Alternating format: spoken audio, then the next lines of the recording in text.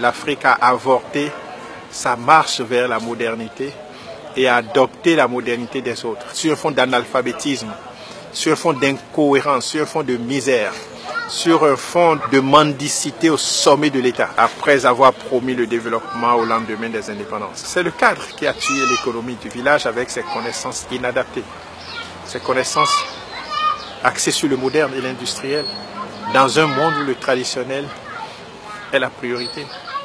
Il faut revoir les choses. Les normes européennes ne sont pas les normes africaines.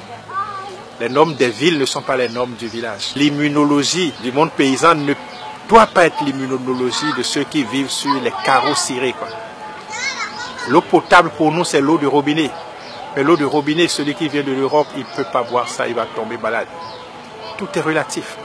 La loi de la relativité doit s'imposer sur cette loi cadrée, des intellectuels cadrés. Bon, l'autre les avait appelés, comme il le dit, pas un nom péjoratif. Mais moi, je dis qu'ils sont cadrés. Ils doivent sortir de leur cadre. Le cadre africain doit sortir de son cadre et s'ouvrir à l'intelligence situationnelle. 1 + 1 = 2, je suis d'accord. Mais il faut ajouter que c'est dans grand air. 1 + 1 ne donne pas 2 dans la famille. Ça devient les mathématiques de la stérilité dans la famille. 1 + 1, si ça ne donne pas 3, 4, 5 ou 6, vous ne pouvez pas vivre ensemble. Mais ça, c'est un grand F. Et 1 + 1 dans l'agriculture, ça peut donner 1000. Parce qu'une graine plus une terre peut donner 1000 graines en 3 mois. Mais on nous a cadrés dans grand air. Et on est agrégé dans grand air et on refuse de s'ouvrir à l'intelligence situationnelle. Et on a tué l'économie. On a tué l'économie des villages. Et moi, je rêve de restaurer l'économie villageoise. Parce que l'analphabétisme devrait être une force pour notre économie. Le chômage devrait être une force pour l'économie des pays africains. Je prends le système éducatif comme un complot contre l'économie. Quand on sortait l'enfant du village, il avait 5 ans. 6 ans au cours primaire, il devrait produire 3 tonnes de maïs s'il n'avait pas été à l'école. 7 ans au cours secondaire, il devrait produire 7 tonnes de maïs. 4 ans au cours universitaire, il devrait produire 10 tonnes de maïs. Derrière chaque étudiant qui a la maîtrise, il y a 20 tonnes de maïs qu'on doit au village. Ils n'ont pas produit, ils ont mangé. J'ai dit ça au recteur Saint-Saint la dernière fois, que ce n'est pas logique que l'on forme les enfants et qu'on ne les utilise pas. Ce n'est pas logique qu'on engraisse des vaches et qu'on ne les traite pas. Ce n'est pas logique qu'on engraisse des bœufs et qu'on ne les envoie pas à l'abattoir. Ce n'est pas logique qu'on arrose des palmeraies et qu'on les délaisse à la floraison. Je dis, il y a un problème. Avant les indépendances, il n'y avait pas la pauvreté dans les sociétés africaines. Il n'y avait pas le chômage non plus. Après les indépendances, les cadres sont partis du développement comme objectif, mais nous ont amenés à la pauvreté et au chômage. Je dis, ce n'est pas leur faute. C'est parce que la formation des cadres africains n'a jamais répondu à un besoin africain de formation des cadres. Elle a toujours été intégrée à un besoin colonial qui voulait mieux gérer la post-colonisation. Et tous les États africains, après les indépendances, ont mis en place un système d'administration, de grugeage et de braquage. Les premiers grugeurs sont les États. Ils grugent les fonctionnaires en leur payant un mauvais salaire. Le salaire d'un Béninois ne peut pas lui suffire pour vivre 10 jours.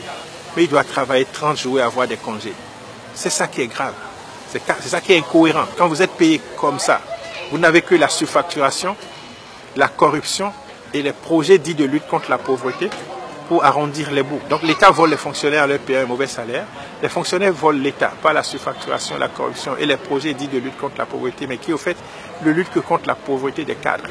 Les deux se mettent ensemble pour gruger les paysans en achetant moins cher leur production. Le coton, le poulet, le cabri n'ont jamais été achetés à leur prix coûtant. Le paysan, à son tour, égruge la terre en tirant de la terre toute sa production sans rien donner à la terre.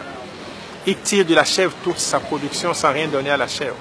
Il tire du poulet toute sa production sans rien donner à la poule mère. Et pour finir, toutes ces entités, terre, poulet, cabri, porc, sont rentrés en grève contre l'homme. Comme les fonctionnaires grèvent contre l'État, eux ils aussi grèvent en réduisant leur productivité.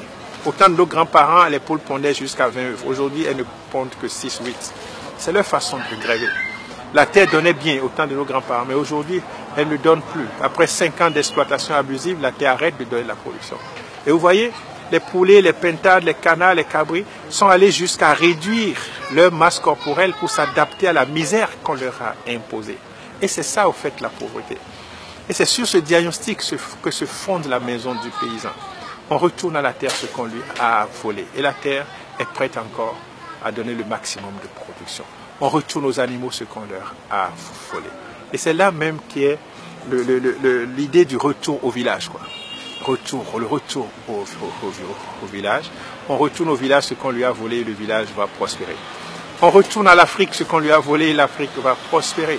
Donc il faut un mea culpa de la part de tous ces ordres incriminés qui permettent de restaurer la vie et de restaurer les économies des villages.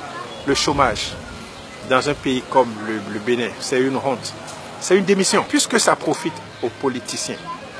Puisque la misère leur profite, la pauvreté leur profite, c'est sur un fond de pauvreté qu'on est maire ici, qu'on est député au Bénin, qu'on est président. Puisque ça leur profite, ils ne trouveront jamais la solution à ça. Mais ils doivent savoir, un peuple qu'on opprime ne gémira pas toujours en vain. Il arrivera un moment où les bâtons feront taire les canons. Ça viendra un jour, avec nous ou sans nous.